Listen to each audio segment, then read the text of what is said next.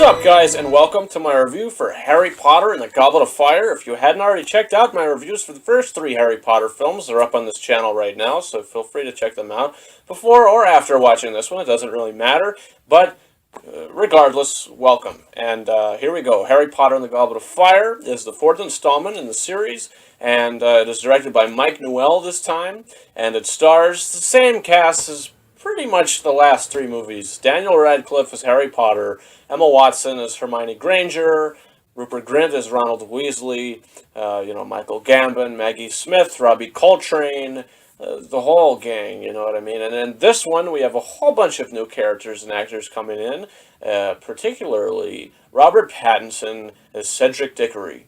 And he is in this movie before his big Twilight thing started, so, I mean, this was nice seeing him in a Harry Potter film. And the story, the basic plot of this film, before I get into that, I just want to say, spoiler warning, I might let a spoiler loose on accident. The movie's been out for about 11 years, so if I accidentally spoil something, I'm sorry, I apologize, but you should probably get out to see these movies. I mean, Fantastic Beasts is coming out. That's what this series is for, so why not? You know, they just released all these movies in IMAX recently, so that was nice, that was fun. So here we go. The plot of the film is Harry Potter. He goes into his fourth year at Hogwarts, and he gets there and he discovers that the Triwizard Tournament, an ancient tournament, is back at Hogwarts. And what that basically is three students from a bunch of different schools. They come in, and their names are put in the Goblet of Fire, and three pop out. Three names pop out, and whoever's names pop out must compete in the tournaments. Three very dangerous tasks, life-altering tasks that these kids must go through. It's kind of brutal. It's kind of horrible. It's kind of like Harry Potter's version of the Hunger Games, kind of, but a little different. And it's these three tasks. And, so someone's got it out for Harry because they put his name into the Goblet of Fire. His name pops out magically. It's only supposed to be three students, and the fourth name pops out, and it's Harry Potter's, which is very strange to people because he's underage. He's not under age of 17, so he shouldn't be able to participate. But someone put his name in, so due to the rules, he has to participate, which is very scary, and the stakes I don't think have ever been higher for Harry in the series so far. I mean, he has to pretty much put his life on the line in these life-altering tasks, but at the same time, he's getting these nightmares, and he's getting these strange premonitions that Lord Voldemort may be returning, and he's getting really freaked out, and it's kind of tormenting him as well as the film, goes on and on.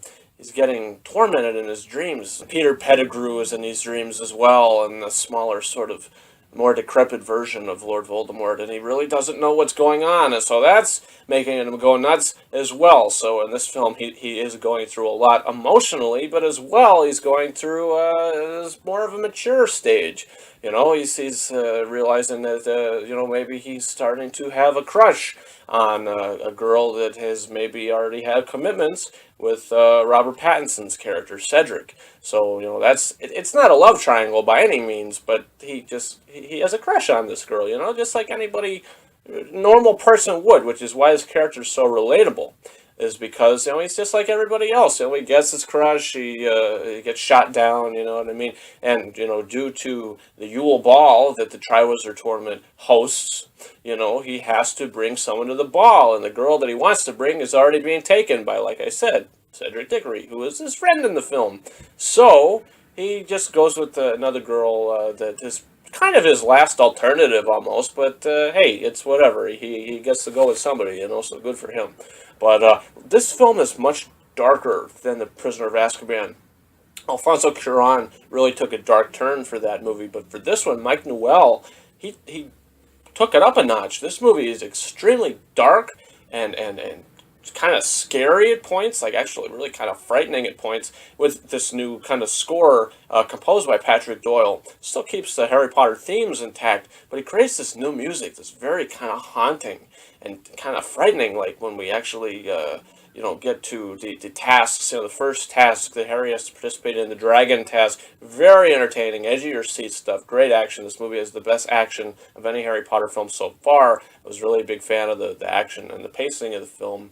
And also the second task, the underwater task, Wonderful music. This might have been my favorite piece of music from the whole film, which isn't even on the soundtrack. There's a part in the Black Lake task, the second task, where the music is kind of like bottom, ba da da da da, ba da dum, bum bum bum bum bum, ba ba bum. Ba ba ba ba ba ba ba ba, and I hum that all the time. Like I'm always doing that, like work and everything. It's like great music, but it's not on the soundtrack, and I don't know why, and I can't find it anywhere on the internet. It's a good score. Patrick Doyle also composed Thor, the first one, and Cinderella. So the new Cinderella movie, which I really enjoyed. So he's a great composer, and I think that he did a great job filling John Williams' shoes. I really love the score to the movie, and the movie itself. It's like I said, it's darker, but the pacing is pretty much the same as The Prisoner of Azkaban. There's never really a dull moment. You're always entertained from beginning to middle to end. You're always entertained because after the first task is over, you're getting ready for the second one, and after the second one's over, you're getting ready for the third one.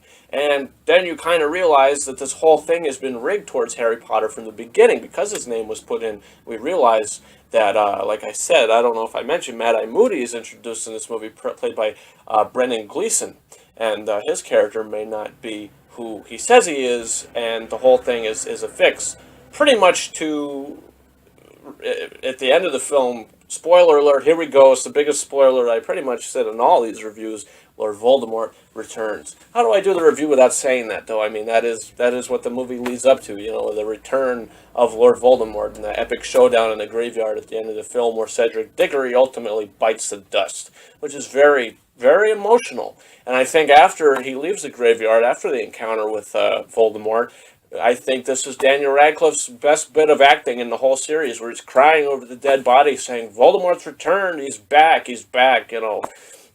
He couldn't save Cedric, and all this stuff is very emotional stuff. I mean, the movie ends on a very dark note, but at the same time, it ends on a very uplifting note. It's like, oh, everything is going to change now, isn't it? And Harry's like, yes, it's time for change. Things are getting darker. There's a great line in the film said by Dumbledore. He says, "Dark and difficult times lie ahead. Soon we must all face the choice between what is right and what is easy." I think that is a great line and is a great motto to go by. It's really phenomenal, and I really love this film. And I think the only gripe I have with it is sure it's not as good as a film as The Prisoner of Azkaban is. That's a great, wonderful movie with really no problems, no story problems or anything. This one, the only bit of issue I have with the movie is nothing with pacing or anything, nothing with the direction. It's the narrative of pretty much just one single character or two characters, should I say, Barty Crouch and Barty Crouch Jr. There's a whole scene in a courtroom that takes place that kind of it displaces itself from the rest of the movie, but it doesn't take you out of it. You just go along with it. You don't really know 100% what exactly is going on with these Barty Crouch people. They're introduced in the movie. They're not in it very long. We don't see them ever again in the series, I don't think. And it's just kind of there, So I think they were in the book. They were probably very fleshed out in the book. So they were thrown in the movie, and we really don't know anything besides Barty Crouch Jr. He's a two-timing son of a gun, and he's working for the Dark Lord, and he's got the dark mark and everything, and it's crazy. And he was an imposter. Without any spoilers, poor Alistair Moody. That's all I have to say. But, I do prefer this film over The Prisoner of Azkaban. I love them both to death, but if I had to choose which one I'd rather watch, it's this one, because it's all edge of your seat. The action is phenomenal, and I'm going to give Harry Potter and the Goblet of Fire 4.5 out of 5 stars, just due to that bit of narrative issue. I really just, that kind of, if I'm looking at the film as a whole, and that is an issue. It's not really resolved 100%. But guys, what do you think about Harry Potter and the Goblet of Fire? Did you go to see it in IMAX when it was just re-released? Did you see it in the theater in 2005? What was your first experiences? What do you think about the movie? Or if you never saw it, do you want to check it out after this review? Are you interested in seeing Fantastic Beasts and where to find them?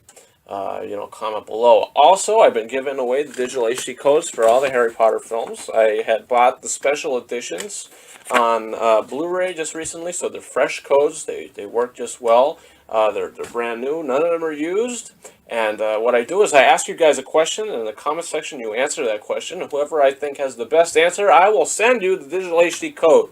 But I only ask in your comment. If you feel as though you have a good enough answer and you think I might pick you to win, please leave your Instagram handle or your Twitter handle or whatever. If you want to contact me on my Facebook review page or Twitter or Instagram, that's up to you.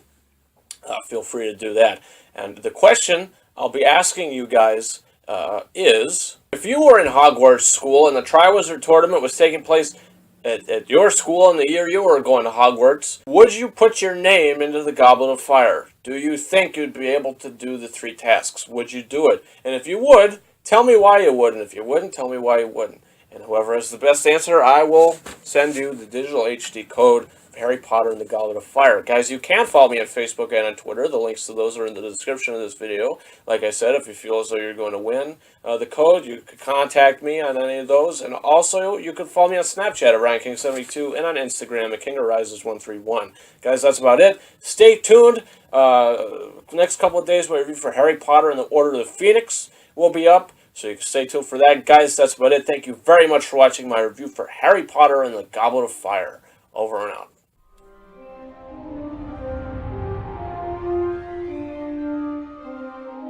Everything's going to change now, isn't it?